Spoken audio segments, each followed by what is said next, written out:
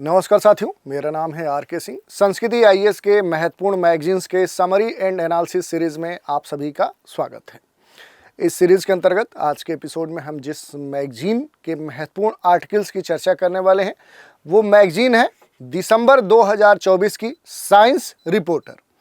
और इस मैगजीन में इस महीने में प्रकाशित जो भी महत्वपूर्ण आर्टिकल हैं जो कहीं ना कहीं आपके परीक्षा के दृष्टिकोण से महत्वपूर्ण हो सकते हैं, अहम हो सकते हैं, उन पर हम खास तौर पे चर्चा करेंगे। उनसे जुड़े हुए जो अहम तथ्य हैं, जो सिद्धांत हैं, उन पर हम संक्षिप्त रूप से प्रकाश डालेंगे। चलिए देखते हैं कि आज के एपिसोड में जो पहला आर्टिकल है वो क्या है। तो देखिए, बड़ा ही महत्वपूर्ण आर्टिकल है और ये जो आर्टिकल है ये आर्टिकल जुड़ा है बांध सुरक्षा, जो डैम सिक्योरिटी होता है उसी से जुड़ा हुआ ये आपका टॉपिक है और बड़ा ही महत्वपूर्ण है।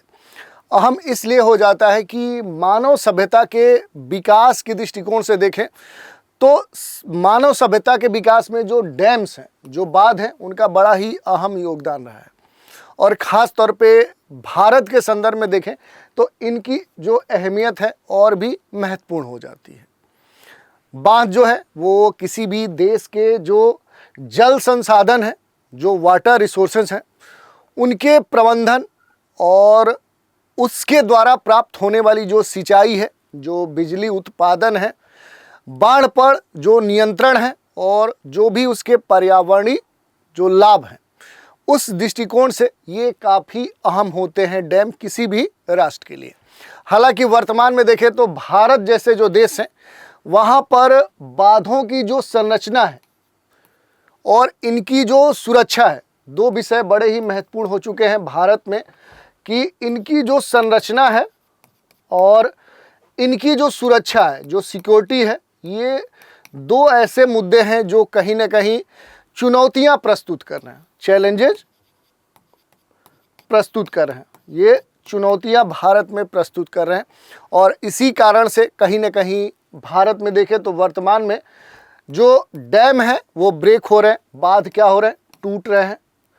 इसके साथ ही देखें तो बांधों से जुड़ी हुई कई सारी जो गंभीर चुनौतियां हैं, जो गंभीर समस्याएं हैं, वो भी देखने को मिल रही हैं। और इसी कारण से कहीं ना कहीं जो बांध सुरक्षा है ये एक अहम मुद्दा है। इससे जुड़े हुए प्रश्न भी पूछे जा सकते हैं कि भारत जैसे देश में जो बांध हैं इनका अहम योगदान है, जैसे दे सकता है कि जल संसाधन के दृष्टिकोण से, सिंचाई के दृष्टिकोण से, बिजली उत्पादन के दृष्टिकोण से, बाढ़ नियंत्रण के दृष्टिकोण से, अन्य भी कई सारे पहलू हैं। लेकिन वर्तमान में भारत जैसे देश में बांधों की जो संरचना है, उसकी जो सुरक्षा है, उसको लेकर कौन सी चुनौतियां सामने देखने को मिल रही है, या फिर भारत में बांधों के टूटने की जो समस्या है उससे कौन सी गंभीर समस्याएं उत्पन्न होने की बात कही जा रही है। तो ऐसे कई सारे प्रश्न आपसे पूछे जा सकते हैं। इसके अलावा देखिए, एक दो और विषय हैं। जैसे अगर बात करें तो जलवायु परिवर्तन के कारण जो बाढ़ है, जो सूखा है, जो भूकंप है, ऐसी कई जो प्राकृतिक आपदाएं हैं, जो नेचुरल डिजास्टर हैं, इनकी वृद्धि के कारण भी देखें तो बांधों की जो सुरक्षा है वो कहीं ना कहीं संकट में घिरती हुई दिख रही है। तो यहाँ पर जो मूल परिवर्तन है एक तरह से प्राकृतिक कारण भी है, मानव जनित कारण है, और मानव जनित कारणों से प्राकृतिक जो कारण उत्पन्न हो रहे हैं उस कारण से भी बांधों के सामने जो सुरक्षा, उनकी संरचना से जुड़े हुए जो गंभीर चुनौतियां हैं वो हमारे सामने देखने को मिल रही हैं।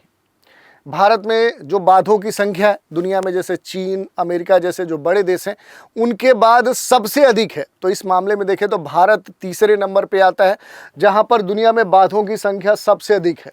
और वर्तमान सिनेरियो में देखें तो भारत में कुल बांधों की संख्या की बात करें तो जो बड़े बांध है भारत में उनकी संख्या 5000 है, जिनकी कुल जल भंडारण जो क्षमता है, जो वाटर कैपेसिटी है, ये कुल संसाधन क्षमता का लगभग 35% है।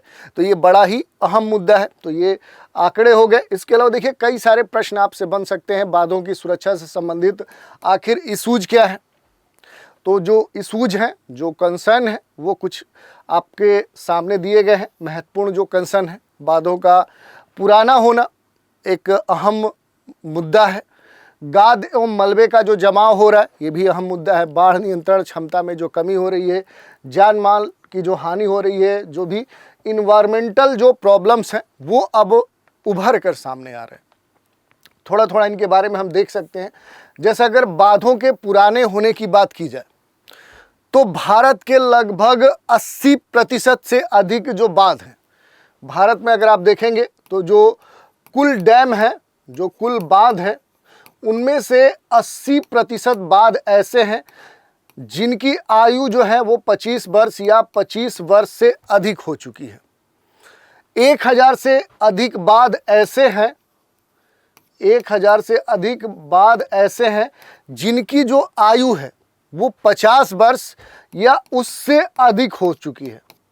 तो इसी से आप अंदाज़ा लगा सकते हैं कि भारत में ऐसे बांधों की जो उम्र है वो उम्र बढ़ने के साथ इनकी जो वाटर कैपेसिटी, जो क्षमता है, जो जल धारण जो क्षमता है, वो कहीं ना कहीं कम हो रही है। इसके अलावा बांधों के जो ढांचे हैं उनका भी धीरे धीरे क्षरण हो रहा है, जिससे बांधों के टूटने जैसी जो समस्या है, जो खतरा है, वो अब खुलकर सामने आ चुका है। तो ये एक बड़ा कहें तो कंसर्न है। इसके अलावा देखिए गाद एवं मलबे का जो जमाव है ये भी बड़ा अहम मुद्दा है। भारत में बहुत सारे ऐसे बांध हैं और इन बांधों के तल पे आप देखेंगे तो क्या है कि बड़े मात्रा में जो मलबा है उसका जमा हो रहा है। और ऐसे में जो बांधों का जो जल स्तर कैपेसिटी, जल धारण जो क्षमता है, जैसे जैसे ये नीचे गाद अधिक होते जाता है तो इनकी जो जल धारण जो कैपेसिटी है वो कम होते जाती है,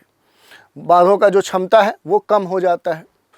इसके अलावा देखिए बाढ़ नियंत्रण क्षमता में भी कमी आती है। जैसे यहीं देखें तो जैसे जैसे जल धारण क्षमता कम होगी तो बाढ़ नियंत्रण की जो क्षमता है वो भी कम हो जाती है। बांधों की क्षमता कम होगी तो बाढ़ नियंत्रण करने की जो क्षमता है वो भी कम होगी। और बांधों का जो मुख्य कार्य होता है, आप जानते होंगे कि नदी का जो बहाव होता है उसको कंट्रोल करना, जलाशय में पानी का जल का संग्रहण करना। जलाशय में जब जल स्तर देखें तो कम हो तो उस स्थिति में जो नींव है और जो दीवार है उस पर जो प्रेशर है वो बढ़ जाता है, जिससे बांधों के क्षरण होने और टूटने की जो समस्या है वो आम हो जाती है। इसके अलावा देखिए एक और मुद्दा है जान माल की हानि और पर्यावरणीय समस्याएं। बांधों की जो क्षमता होती है, जैसे कैपेसिटी कम होगी तो इसके टूटने की जो संभावना है वो सबसे प्रबल हो जाती है। और इस कारण से देखें तो जान माल की हानि होने की संभावना होती है। आर्थिक स्तर पे बुरा प्रभाव पड़ सकता है, पर्यावरणीय स्तर पे नुकसान हो सकता है। तो ये संभावनाएं अहम हो जाती हैं। अब देखिए ये जो समस्याएं हैं इनके समाधान के लिए क्या किया जा सकता है, ये भी आपसे प्रश्न पूछा जा सकता है। तो ऐसे कई सारे जो मुद्दे हैं इनके समाधान के लिए बांधों में जो गाद और मलबे की जो समस्या है, ये जो जमा हो रहा है, इसे रोकने के लिए खास तौर पे नदियों में कुछ प्रयास किए जा सकते हैं। नदी के स्तर पे जैसे बालू जो खनन है, ऐसी जो एक्टिविटी है उसे नियंत्रित करने का प्रयास किया जा सकता है सरकार के स्तर पे। उद्योगों से निकलने वाले जो प्रदूषण हैं उनको कम किया जा सकता है। बांधों में गाद और मलबे को निकालने के लिए नियमित रूप से सफाई की जानी चाहिए। हालांकि ये महंगी प्रक्रिया है, लेकिन इसके बावजूद ये करना आवश्यक है। ये महंगी ही नहीं है बल्कि टाइम टेकिंग प्रोसेस है, लेकिन फिर भी ये हमारे लिए आवश्यक हो जाती है। और इस संदर्भ में देखें तो देश के बांधों की जो सुरक्षा है वो सुनिश्चित करने के लिए भारत सरकार के द्वारा बांध सुरक्षा अधिनियम भी पारित किया गया है। ये भी एक महत्वपूर्ण पहलू है।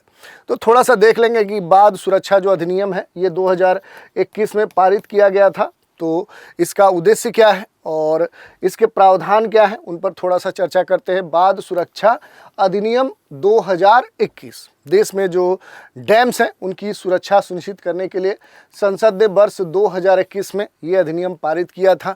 और इस अधिनियम के तहत ये कहा गया कि 15 मीटर से अधिक ऊंचाई वाले और कुछ विशिष्ट परिस्थितियों में 10 से 15 मीटर की ऊंचाई वाले जो बांध हैं उन पर ये अधिनियम क्या होता है, ये लागू होता है। अब थोड़ा सा इस अधिनियम के जो प्रावधान है उन पर हम संक्षिप्त रूप से बात करेंगे। अधिनियम के अंतर्गत राज्य और राष्ट्रीय स्तर पर देखें तो अलग अलग निकाय बनाए गए हैं। अधिनियम के तहत बाढ़ सुरक्षा पर राष्ट्रीय समिति और राष्ट्रीय बाढ़ सुरक्षा प्राधिकरण की भी स्थापना की गई है। और कहीं न कहीं बाढ़ सुरक्षा से संबंधित जो भी राष्ट्रीय समिति है, इसके अंतर्गत बाढ़ सुरक्षा से संबंधित जो भी राष्ट्रीय नीतियां हैं, जो विनियमन है, उसकी निगरानी ये करेगी, ये इसमें शामिल है।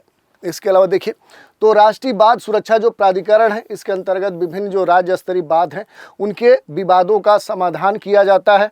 अधिनियम बाढ़ नियंत्रकों को समर्पित बाढ़ सुरक्षा इकाइयां स्थापित करने के साथ ही आपातकालीन जो कार्य योजना है वो तैयार करने और नियमित अंतराल पर व्यापक सुरक्षा मूल्यांकन करने का भी प्रावधान करता है, जिससे क्या हो सके कि बाढ़ों की सुरक्षा सुनिश्चित की जा सके। ये जो अधिनियम है ये राज्य स्तर पे भी बाढ़ सुरक्षा समिति और उसके साथ ही देखें तो राज्य बाढ़ सुरक्षा संगठन के गठन का भी प्रावधान करता है।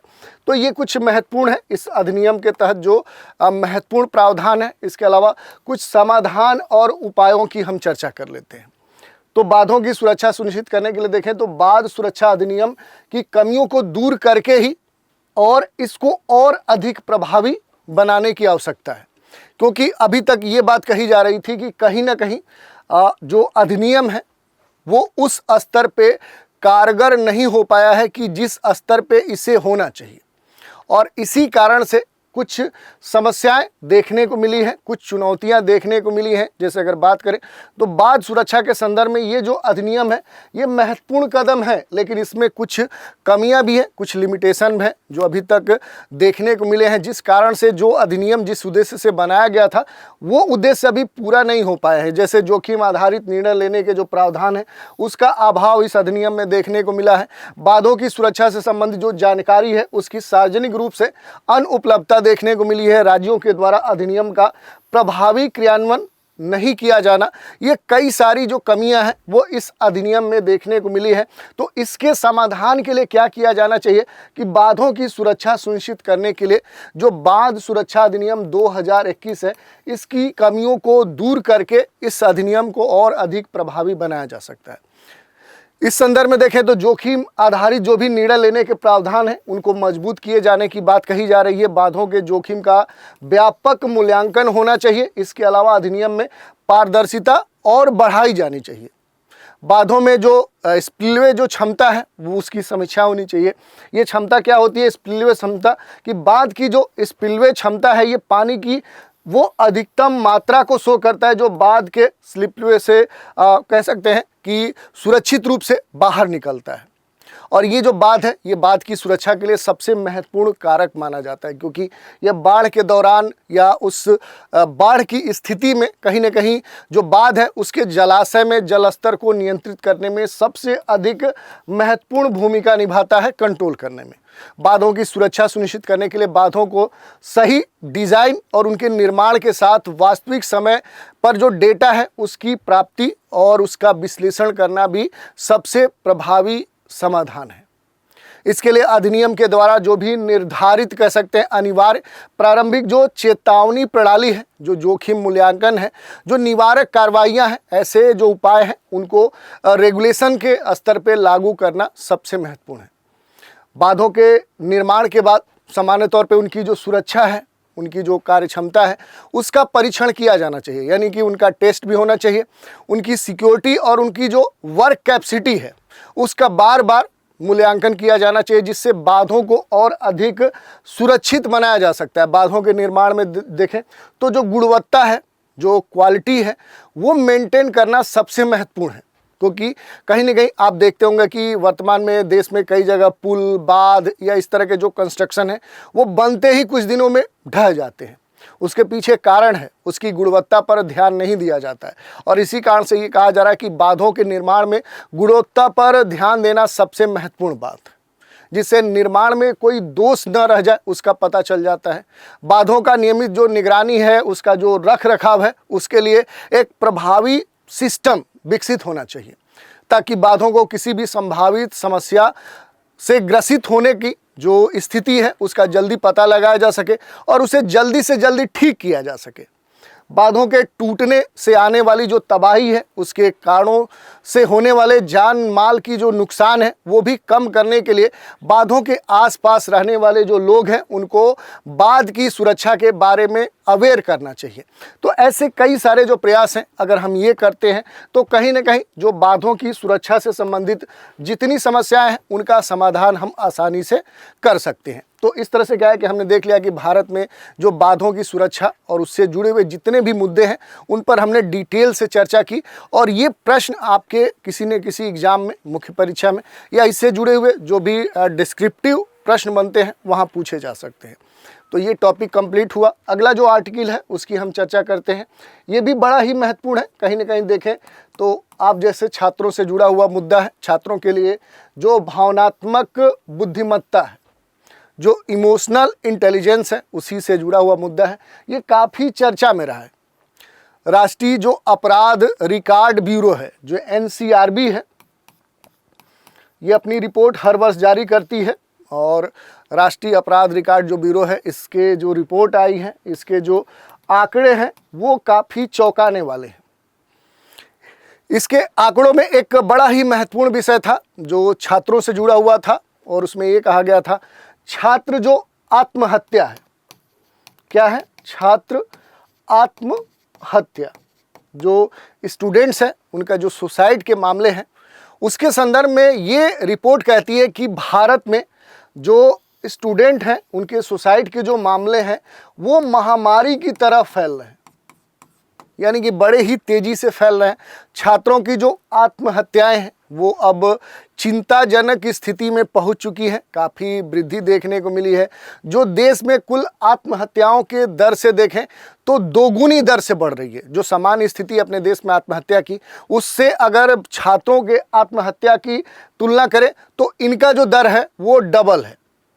और ये जो प्रवृत्ति है ये कहीं ना कहीं शैक्षणिक संस्थानों में मानसिक स्वास्थ्य जो चुनौतियां हैं उनको कहीं ना कहीं ये टारगेट करती है, तत्काल आवश्यकताओं को उजागर करती हैं। रिपोर्ट में देखें तो शैक्षणिक जो प्रतिस्पर्धा है, खासतौर पे जो एजुकेशन के स्तर पे जो कॉम्पिटिटिवनेस है, कहीं ना कहीं उसके बजाय जो भावनात्मक कल्याण है उस पर खास तौर पे ध्यान केंद्रित करने का सुझाव देती है कि जब हम भावनात्मक कल्याण, जो इमोशनल वेलफेयर है, उस अप्रोच पर अगर फोकस करते हैं तो इस तरह की जो समस्याएं हैं छात्रों के आत्महत्या की, इसके जो बहुत सारे कारण हैं, कहीं ना कहीं उनका समाधान कर सकते हैं, उन पर विचार कर सकते हैं। तो चलिए इसी टॉपिक पर हम बात करेंगे। सबसे पहले तो इसमें बात आती है कि आखिर जो भावनाएं हैं, जो इमोशंस हैं, ये क्या है, ये समझना होगा। जैसे हम आम बोलचाल में कहते हैं कि आपकी ये भावना हमारे से आहत हो गई, तो कहीं ना कहीं ये वही इंडिकेट कर रहा है। मानसिक स्वास्थ्य संबंधी जो चुनौतियां हैं उनसे निपटने के लिए भावनाओं को समझना सबसे महत्वपूर्ण विषय है। भावनाएं क्या हैं, तो ये हमारे शरीर और दिमाग, देखिए यहाँ पर दोनों चीज़ें हैं, ये आपके बॉडी से भी जुड़ा हुआ है और ये आपके माइंड से भी जुड़ा हुआ है। दोनों से जुड़ी ऐसी जटिल प्रतिक्रियाएं हैं जो कहीं ना कहीं अलग अलग व्यक्ति में अलग अलग होती हैं, लेकिन सभी व्यक्ति में होती हैं। और इसमें यह भी महत्वपूर्ण बात है कि जो भावनाएं होती हैं ये क्या है कि ये लिंग यानी कि जेंडर, किसी भी पर्सन यानी कि व्यक्तित्व, इसके अलावा देखेंगे तो जीवन की जो परिस्थितियां हैं, जो लाइफ स्टेज है, उससे कहीं ना कहीं प्रभावित होती हैं। ऐसे जो कारक होते हैं उन पर कहीं ना कहीं, इन फैक्टर्स पर ये क्या होती हैं, निर्भर होती हैं, डिपेंड होती हैं। ये आपको ध्यान देना है। ये सभी कारक तय करते हैं कि कोई भी व्यक्ति जो है वो भावनात्मक रूप से कैसा महसूस करता है, किसी भी परिस्थिति में वो कैसा रिएक्शन देता है, कैसी प्रतिक्रिया देता है, ये इसी विषय पर डिपेंड करता है। और इन भावनाओं को प्रभावी ढंग से पहचानना, उन्हें प्रबंधित करना, और ख़ास तौर पे जो छात्र हैं, छात्रों के संदर्भ में जो तनाव है, जो टेंशन है, जो तनाव है, उस पर कैसे कंट्रोल किया जा सकता है, ये किया जा सकता है। और इसमें सबसे महत्वपूर्ण जो वर्तमान समस्या है वो है सुसाइड की, आत्महत्या की। तो आत्महत्या के जो जोखिम है उनके साथ जो मानसिक स्वास्थ्य से संबंधित जो समस्याएं हैं उनके जोखिम को कम करने में ये सबसे महत्वपूर्ण भूमिका निभाती हैं। और ऐसे में छात्रों में मानसिक स्वास्थ्य संबंधी जो चुनौतियां हैं उनसे निपटने में जो भावनात्मक बुद्धिमत्ता है, जो इमोशनल इंटेलिजेंस है, वो सबसे महत्वपूर्ण है। और कहीं ना कहीं इसी कारण से हम इमोशनल इंटेलिजेंस को यहाँ पर पढ़ रहे हैं। तो थोड़ा सा बेसिक तौर पे हम देख लेते हैं कि इमोशनल जो इंटेलिजेंस है ये है क्या, जिसे शॉर्ट में हम EQ कहते हैं। क्या है भावनात्मक बुद्धिमत्ता? तो देखिए, सबसे पहली बार अगर बात करें कि जो इमोशनल इंटेलिजेंस है, ये जो वर्ड है इसका जो इस्तेमाल है वो सबसे पहले दो व्यक्ति थे, पीटर सैलोवे और जॉन डी मेयर। इनके द्वारा वर्ष 1990 में सबसे पहली बार जो इमोशनल कह सकते हैं कि जो इंटेलिजेंस है इसका इस्तेमाल किया गया। ठीक है, अब देखिए यहाँ पर अगर हम बात करें कि सबसे पहली बार इनके द्वारा इस शब्द का इस्तेमाल किया गया और उन्होंने भावनात्मक जो बुद्धि है उसको अपनी और दूसरे लोगों की जो भावनाएं हैं उनको समझने के लिए, अलग अलग भावनाओं के बीच में जो अंतर है वो करने के लिए और उन्हें उचित रूप से प्रबंधित और निर्देशित करने की क्षमता के रूप में डिफाइन किया। जैसे इमोशनल जो इंटेलिजेंस है इसके द्वारा क्या है कि कई सारी जो विशेषताएं हैं वो देखने को मिलती हैं। जैसे सेल्फ अवेयरनेस, जो आत्म जागरूकता है वो देखने को मिलती है। इसके अलावा देखिए तो एम्पैथी देखने को मिलता है, भावनाओं पर नियंत्रण कैसे आप कर सकते हैं, मोटिवेशन देखने को मिलता है, कैसे आप आत्म प्रेरण हो सकते हैं। इसके अलावा जो सेल्फ रेगुलेशन है, जो कि एक तरह से कहें कि अपने पर नियंत्रण, और सोशल जो स्किल है, सामाजिक स्तर पे जो पारस्परिक जो कौशल है, ये सारी विशेषताएं कहीं ना कहीं इसमें देखने को मिलती है। और इसी के संदर्भ में ये बात कही गई है कि डेनियल गोलमैन ने 1995 के बाद में अपनी पुस्तक में इस अवधारणा को लोकप्रिय बनाया और सफलता के लिए इसका जो महत्व है उस पर प्रकाश डाला। जो डेनियल गोलमैन है, इनका ये कहना था कि जो भावनात्मक बुद्धिमत्ता है, जो इमोशनल इंटेलिजेंस है, ये संज्ञानात्मक जो बुद्धिमत्ता होती है उसकी तरह महत्वपूर्ण नहीं है। क्यों नहीं है? क्योंकि जो भावनात्मक बुद्धिमत्ता है उसकी कई सारी विशेषताएं हैं और इन विशेषताओं को ऐसा नहीं है कि प्राप्त नहीं किया जा सकता और किसी खास उम्र में प्राप्त नहीं किया जा सकता, बल्कि उम्र के किसी पड़ाव में इन्हें विकसित किया जा सकता है। और इसी कारण से जो IQ है इसकी अपेक्षा जो यहाँ पर इमोशनल इंटेलिजेंस है वो काफ़ी महत्वपूर्ण हो जाता है, क्योंकि ये किसी भी उम्र में कभी भी विकसित की जा सकती हैं। इससे जुड़ी हुई जो भी विशेषताएं हैं उनको भी डेवलप किया जा सकता है, तो इस कारण से ये महत्वपूर्ण है। इसके अलावा देखिए, भावनात्मक बुद्धिमत्ता को आकार देने में कई सारे जो कारक हैं वो महत्वपूर्ण भूमिका निभाते हैं। जैसे सबसे जो महत्वपूर्ण कारक है वो जो फैमिली इन्वायरमेंट है, जो फैमिली इन्वायरमेंट है वो सबसे महत्वपूर्ण भूमिका निभाता है। इसमें देखिए जेम्स रॉबर्ट एस और एस जो कदीरवन है, इन्होंने युवाओं में भावनात्मक बुद्धिमत्ता पर पारिवारिक वातावरण का प्रभाव नामक एक रिसर्च पेपर भी रिलीज किया था, जिसके अनुसार ये कहा गया कि घर का जो वातावरण है वो युवाओं के भावनात्मक रूप से बुद्धिमान बनाने में सबसे महत्वपूर्ण भूमिका निभाता है। तो इस कारण से देखें तो कहीं ना कहीं जो इमोशनल इंटेलिजेंस है उसके विकसित, उसे और परिपक्व बनाने में जो पारिवारिक वातावरण है, जो फैमिली इन्वायरमेंट है, वो काफ़ी महत्वपूर्ण भूमिका निभाता है। एक सकारात्मक और शांतिपूर्ण जो पारिवारिक वातावरण है उसमें युवाओं को भावनात्मक और सामाजिक कौशल जैसे जो सहानुभूति और आत्मनियंत्रण आदि सीखने में इन्हें मदद मिलती है।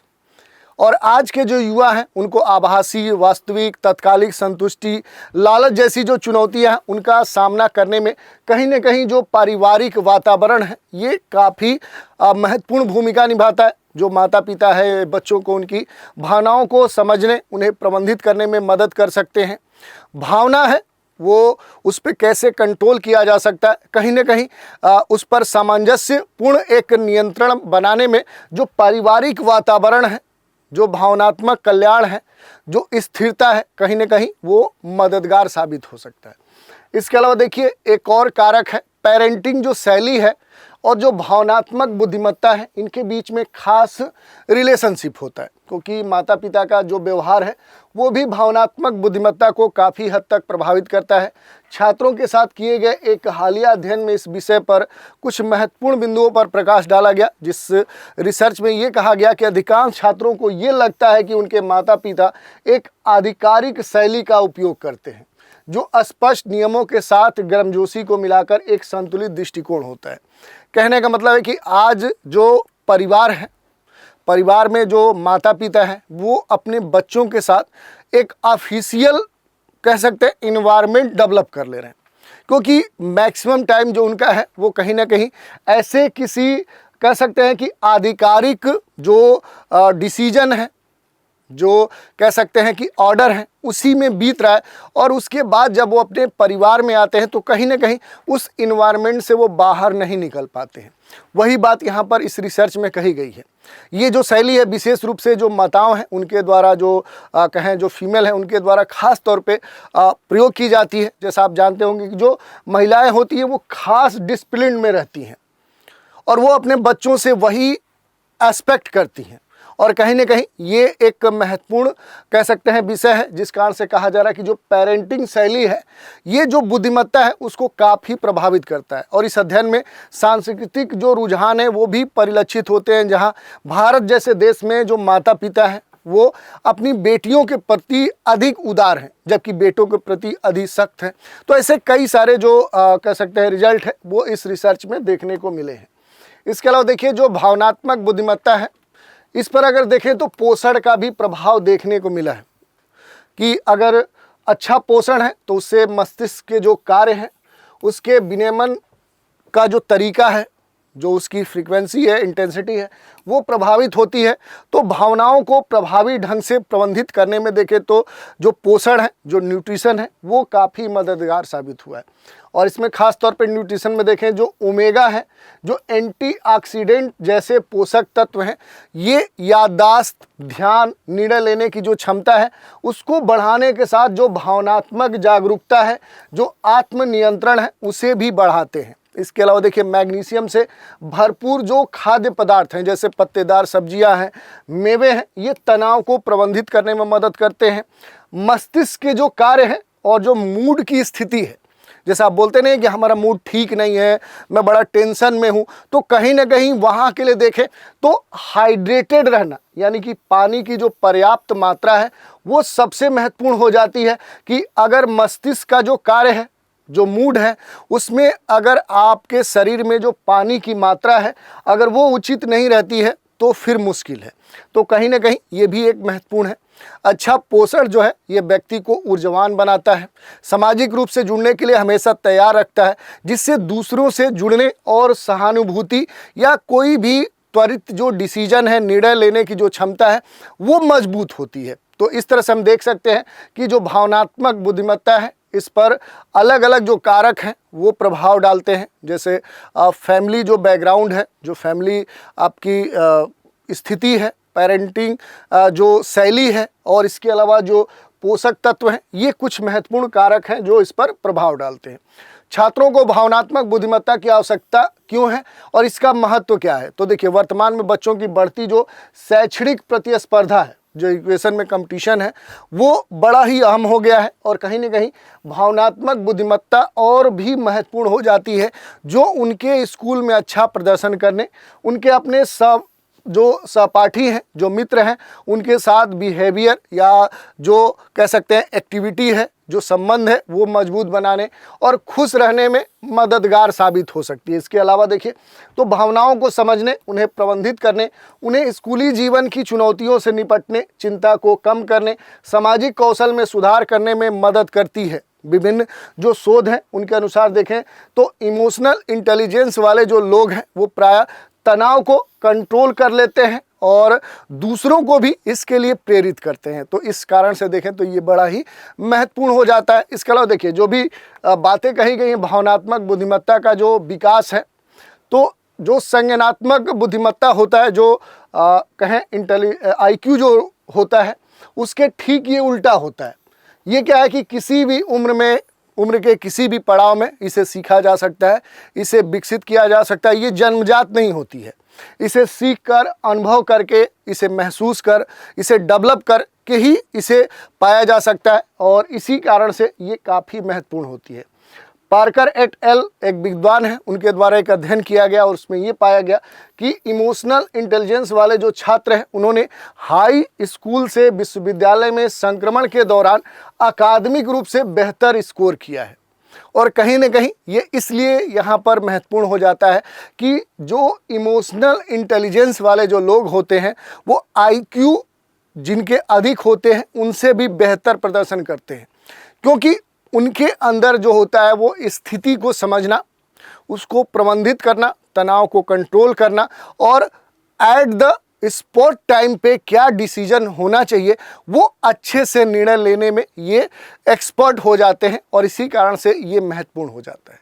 भावनात्मक जो बुद्धिमत्ता है, ये जो कौशल है, इससे संबंधित जो भी शोधकर्ताओं ने अभी तक रिसर्च किया है उसमें यही पाया कि भावनात्मक बुद्धिमत्ता विकसित करने के लिए कुछ खास जो सिद्धांत हैं वो देखने को मिलते हैं। जैसे लोगों या स्थितियों को लेबल करने के बजाय अपनी भावनाओं को समझना होगा, विचारों और भावनाओं के बीच में अंतर करना होगा, अपनी जो भावनाएं हैं उसके लिए जिम्मेदारी लेना होगा, जो भी डिसीजन मेकिंग है उसके लिए भावनाओं का उपयोग करना होगा, अन्य लोगों की जो भावनाएं हैं उसके प्रति सम्मान दिखाना होगा, ऊर्जावान हमेशा महसूस करना होगा, मस्तिष्क के जो भी कह सकते हैं कि अलग अलग पार्ट्स हैं, जैसे ये कहा जाता है कि जो माइंड है उसके दाहिने भाग से जुड़ना, जिसमें खास तौर पे जो संचार है, सामाजिक जो अनुभूति है, भावनात्मक जो प्रसंस्करण है, रचनात्मकता की जो पहचान है, मौखिक जो अस्पष्टता है, उसे समझने में खास तौर पे माइंड के दाहिने भाग का योगदान होता है।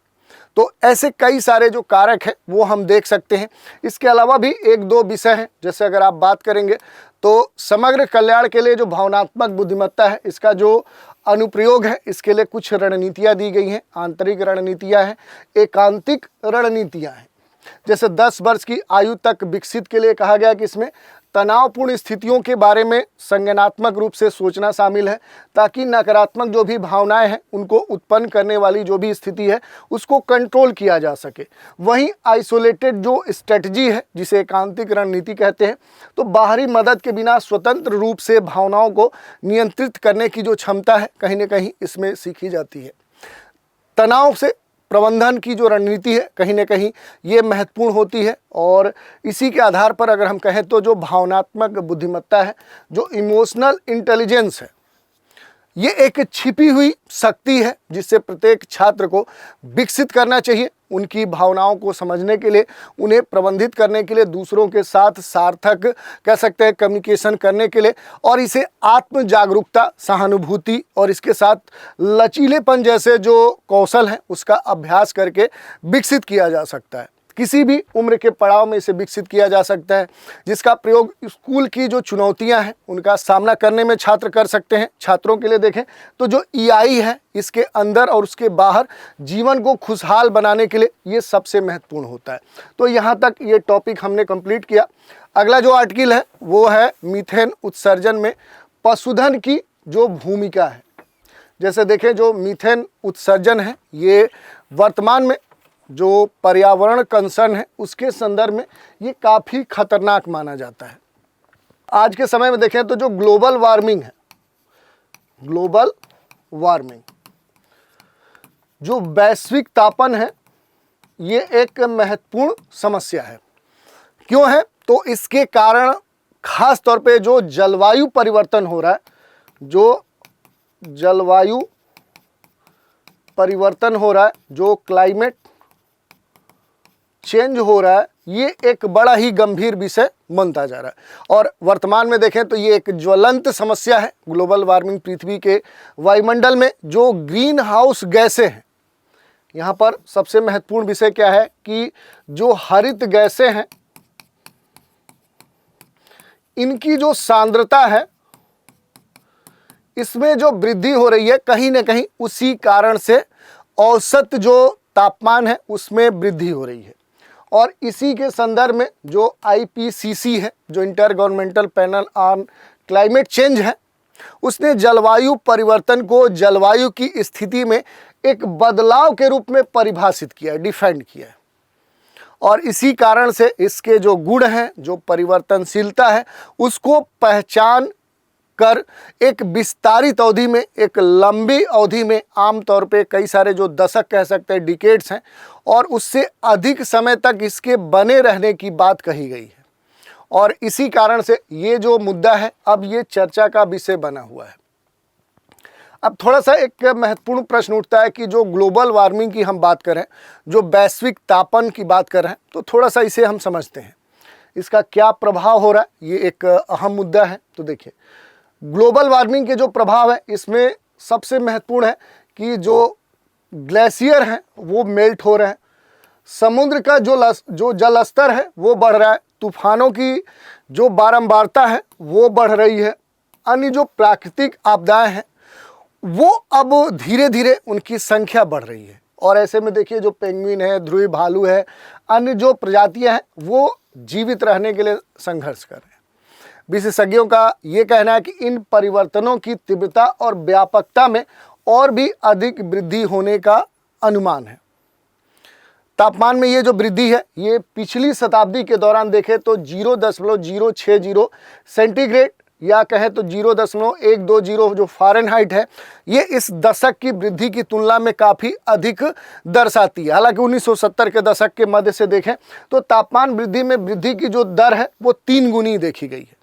IPCC की जो नवीनतम रिपोर्ट है उसके अनुसार जलवायु परिवर्तन से कुछ ऐसे प्रभाव उत्पन्न हो सकते हैं जो अचानक या अपरिवर्तनीय होंगे। यही सबसे महत्वपूर्ण विषय है कि कुछ ऐसे कह सकते हैं परिवर्तन देखने को मिल सकते हैं जिसकी पहले से प्रेडिक्ट न किया गया हो, और ये ऐसे परिवर्तन होंगे जो फिर चेंज नहीं होंगे, और ये मानव के लिए या कहें पूरे अर्थ के लिए काफ़ी खतरनाक साबित होगा। अब देखिए, इसमें जो एक मीथेन की बात कही गई है, कहीं ना कहीं हरित गैसों में इसका अहम रोल है, और यह कहें ग्लोबल वार्मिंग में एक अहम रोल है। तो थोड़ा सा जो मीथेन है, इसके उत्सर्जन के जो विभिन्न स्रोत हैं उनकी हम चर्चा करते हैं। तो देखिए, जो इसके सोर्स हैं उनमें सबसे जो महत्वपूर्ण है वो कृषि क्षेत्र से होने वाला जो ग्रीन हाउस गैस है, उसके उत्सर्जन का कुल वैश्विक विकिरण का जो बल है उसका लगभग 25.5%, और मानव जनित जो स्रोत हैं उनमें 60% से अधिक। यानी कि कृषि क्षेत्र में देखें तो लगभग 25.5% का योगदान है, और मैन मेड जो सोर्स हैं उनसे 60% का इसमें कंट्रीब्यूशन हो रहा है। और कुल जो ग्रीन हाउस गैस हैं उनके उत्सर्जन में जो पशुपालन का योगदान है वो 18% है, 18% है।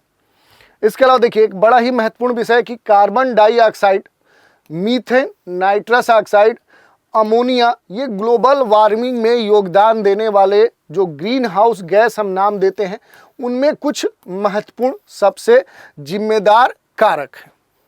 मीथेन का उत्सर्जन विभिन्न मानव जनित और प्राकृतिक स्रोतों से होता है, पहले ही हमने देखा, और वैश्विक मीथेन उत्सर्जन का लगभग 70% से अधिक मानव जनित जो गतिविधियां हैं उनके कारण से ही होता है। मानव जनित जो स्रोत हैं उसमें देखें तो जो फॉसिल्स फ्यूल है, जीवाश्म जो ईंधन है, वो सबसे महत्वपूर्ण है। इसके अलावा देखें तो जो पशुपालन है, पशुधन, और जो खाद्य प्रबंधन, आंत्र जो किण्वन है, धान की जो खेती है, बायोमास का जो दहन है, ये कुछ महत्वपूर्ण है। घरेलू पशुधन में देखें तो उसके आंत्र किण्वन से जो ग्रीन हाउस गैस हैं उसके उत्सर्जन में महत्वपूर्ण योगदान मिलता है। इसके अलावा जो खाद है, जो मैन्यूर है, उसके भंडारण को भी देखें तो मीथेन उत्सर्जन का एक संभावित स्रोत माना जाता है। और वर्तमान में जो मीथेन है, मीथेन की ग्लोबल वार्मिंग क्षमता कार्बन डाइऑक्साइड से लगभग 24 गुनी है। अगर कार्बन डाइऑक्साइड से हम तुलना करें मीथेन की, तो देखिए इसमें यह कहा गया है कि जो ग्लोबल वार्मिंग की जो क्षमता है उस दृष्टिकोण से देखें तो कार्बन डाइऑक्साइड से लगभग क्या है कि 24 गुना ये अधिक ग्लोबल वार्मिंग को बढ़ा रही है। तो इस कारण से जो मीथेन है ये काफ़ी हानिकारक मानी गई है। इसके अलावा देखिए एक दो और सोर्स हैं, जैसे जुगाली करने वाले जो पशु हैं, इनका योगदान खास तौर पे है। जैसे मीथेन जो है ये सामान्य पशु पाचन प्रक्रिया के उप उत्पाद के रूप में उत्सर्जित होता है, जिसमें पशु के पाचन तंत्र में रहने वाले जो बैक्टीरिया हैं उनके द्वारा खाए गए चारे को किण्वित करने की प्रक्रिया में उप उत्पाद के रूप में जो है वो मीथेन का उत्सर्जन होता है। इस किण्वन प्रक्रिया को आंत्र किण्वन कहते हैं। तो ये पूरा ही जो ये पैरा है ये आपके लिए काफ़ी महत्वपूर्ण है। आपके बायोलॉजी जो चैप्टर है क्लास 12 वहीं से उठाया गया है। और गाय, भैंस, भेड़, बकरी जैसे जुगाली करने वाले जो पशु हैं ये मीथेन के कुल उत्सर्जन में प्रमुख योगदान देते हैं। जुगाली करने वाले जो भी पशु हैं उनके शरीर में विशेष रूप से पाचन अंग के रूप में जो रुमेन है इसकी जो उपस्थिति है, इसी के आधार पर इनका वर्गीकरण किया गया है। तो इतना डेप्थ में नहीं जाना है, ये जानना है कि जो भी जो माउथ चलाते हैं, जो मुंह चलाते रहते हैं जो पशु, उसे जुगाली कहते हैं। तो उसके फॉर्मेट पे भी क्या है कि जो मीथेन है इसका उत्सर्जन होता है। अब मीथेन उत्सर्जन के जो कारक हैं या मीथेन उत्सर्जन को कम करने के लिए क्या स्ट्रेटजी हो सकती है उस पर थोड़ा सा हम बात कर लेते हैं। तो देखिए मीथेन उत्सर्जन कम करने की जो रणनीति है इसको मोटे तौर पे निवारक और एंड ऑफ पाइप विकल्प के रूप में देखा जा सकता है। निवारक जो उपाय है सामान्यतः देखें तो आहार में जो बदलाव है उसके माध्यम से जो पशुपालन प्रणाली है उसमें परिवर्तन किया जा सकता है। जैसे कार्बन, नाइट्रोजन इनपुट को कम करने पर जोर दिया जा सकता है, जिससे प्रति पशु जो उत्सर्जित मीथेन है उसकी मात्रा कम हो सकती है। तो ये एक बड़ा ही महत्वपूर्ण विषय है। एंड ऑफ पाइप जो विकल्प है इसके तहत जो पशुपालन प्रणाली है उसके भीतर मीथेन के उत्पादन जो मिथेनोजेनेसिस है उसको कम या बाधित करता है। इनका उपयोग पशु खाद से निकलने वाले जो प्रदूषक हैं और जो ग्रीन हाउस गैस हैं उसके उपचार के रूप में किया जा सकता है। तो ये एक महत्वपूर्ण बदलाव है। इसके अलावा जो आहार है उसमें भी बदलाव करके खास तौर पे जो मीथेन उत्सर्जन है उसको कम किया जा सकता है। इसके अलावा देखिए तो आहार में जो सांद्रण है, खास तौर पे खल और दानों का जो अनुपात है वो बढ़ाकर मीथेन उत्सर्जन को कम किया जा सकता है। आहार में सांद्रण का जो उच्च अनुपात है वो ऊर्जा सेवन के अनुपात के रूप में मीथेन उत्सर्जन में कमी लाता है। और आहार में सांद्रण अनुपात और मीथेन उत्पादन के बीच में जो संबंध है वो वक्री होता है। और जब आहार में जो स्टार्च है वो 40% से अगर अधिक होता है तो मीथेन में उल्लेखनीय कमी देखने को मिलती है। यही नहीं, एक दो चीज़ें और की जा सकती हैं, जैसे आहार में जो लिपिड्स है वो शामिल करके जो उत्सर्जन है उसे कम किया जा सकता है। तो ऐसे कई सारे जो प्रयास हैं वो किए जा सकते हैं।